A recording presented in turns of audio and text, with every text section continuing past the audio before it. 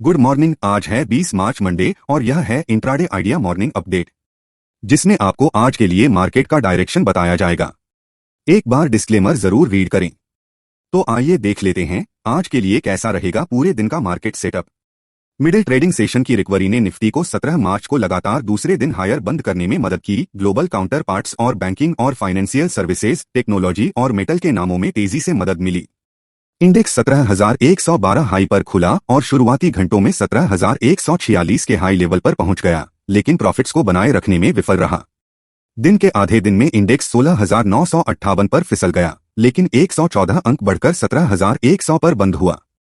BSE Sensex 355 अंक चढ़कर 57,990 पर पहुंच गया। फर्स्ट रिपब्लिक बैंक के लिए 11 अमेरिकी बैंकों से बचाव पैकेज और स्विस सेंट्रल बैंक से क्रेडिट स्विस को वित्तीय सहायता के साथ साथ ऑयल की कीमतों में गिरावट से बाजार को सपोर्ट मिला। 7 बजे की क्लोजिंग के हिसाब से एसजीएक्स निफ्टी ट्रेड कर रहा नेगेटिव 70 पॉइंट्स 17,090 के लेवल पे एंड ग्लोबल मार्केट भी नेगेटिव क्लोज हुए। मिले जुले डेटा का सेगमेंट को देखते हुए उम्मीद है कि अपना इंडियन मार्केट आज फ्लैट तो बेयरिश ओपन होने की संभावना है। क्रेडिट स्विस के लिए एक सप्ताहांत बचाव सौदे में सोमवार को एशियाई शेयरों में तेजी आई और अमेरिकी वायदा में तेजी आई और मूड को मजबूत करने के लिए केंद्रीय बैंकों के ठोस प्रयास हुए। हालांकि व्यापार तनावपूर्ण और अस्थिर था क्योंकि कोलैप्स की आशंका ने वित्तीय शेयरों को प्रभावित किया।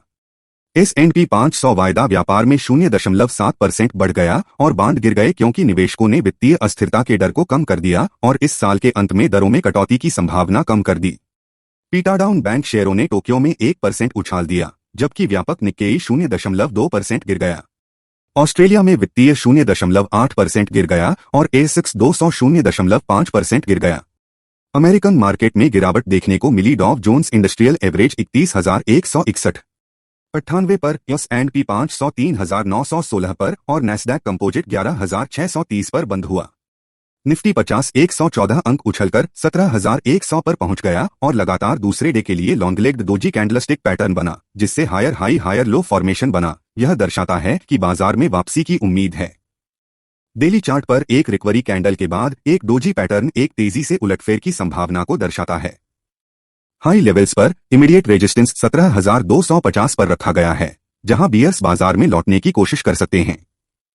हालांकि अगर बुल्स निफ्टी को 17,250 से ऊपर ले जाते हैं तो इंडेक्स 17,500 से 17,600 की ओर बढ़ सकता है, जबकि निचले सिरे पर सपोर्ट 16,950 पर बरकरार रहता है।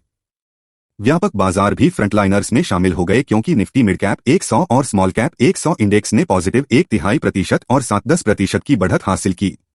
पिवट चार्ट के अनुसार निफ्टी को 16,996 पर सपोर्ट है, इसके बाद 16,952 और 16,880 पर सपोर्ट है। यदि इंडेक्स ऊपर जाता है तो देखने के लिए इंपॉर्टेंट रेजिस्टेंस लेवल 17,140 हैं, इसके बाद 17,184 और 17,256 हैं।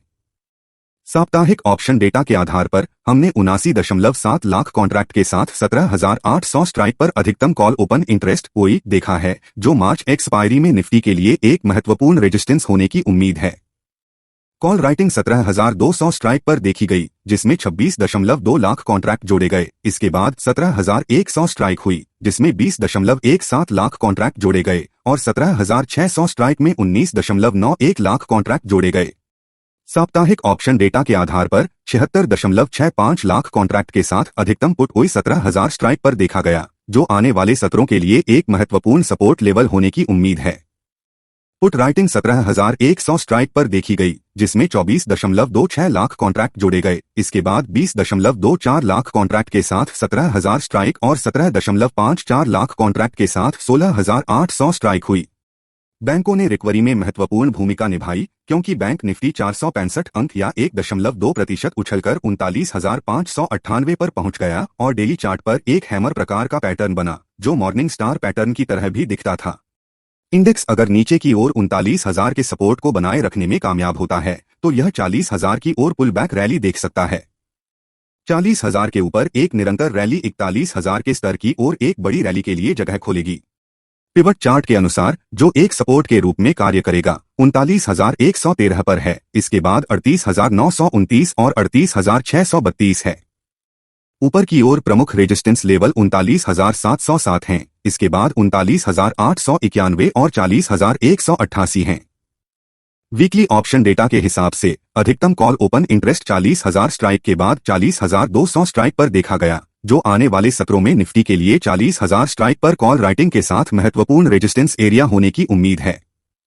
पुट साइड पर अधिकतम ओपन इंटरेस्ट 39,500 स्ट्राइक पर था, उसके बाद 39,400 स्ट्राइक, जो शॉर्ट टर्म में सपोर्ट एरिया के रूप में कार्य करने की उम्मीद है। नेशनल स्टॉक एक्सचेंज के अंतिम आंकड़ों से पता चलता है कि विदेशी संस्थागत निवेशकों FII ने 1,766 करोड़ रुपए के शेयर बेचे, जबकि घरेलू संस्थागत निवेशकों DII ने 17 मार्च को 1,817 करोड़ रुपए के शेयर खरीदे। यस्टरडे इंडिया विक्स, जो अगले 30 दिनों में अपेक्षित बाजार की अस्थिरता को मापता है, 9% गिरकर 14.76 के स्तर पर पहुंच गया। नेशनल स्टॉक एक्सचेंज ने 20 मार्च के लिए अपनी F&O प्रतिबंध सूची में GNFC एंड इंडिया बुल को बरकरार रखा है। F&O खंड के तहत प्रतिबंधित प्रतिभूतियों में वे कंपनियां शामिल हैं जहां डेरिवेटिव कॉन्ट्रैक्ट बाजार की व्यापक स्थिति सीमा के 95% को पार कर चुके हैं। इंट्राडे स्टॉक्स का video pin comment and description में दिया है, आप देख सकते हैं। प्लीज वीडियो को लाइक एंड चैनल को सब्सक्राइब करें। Thanks for watching video. Happy trading.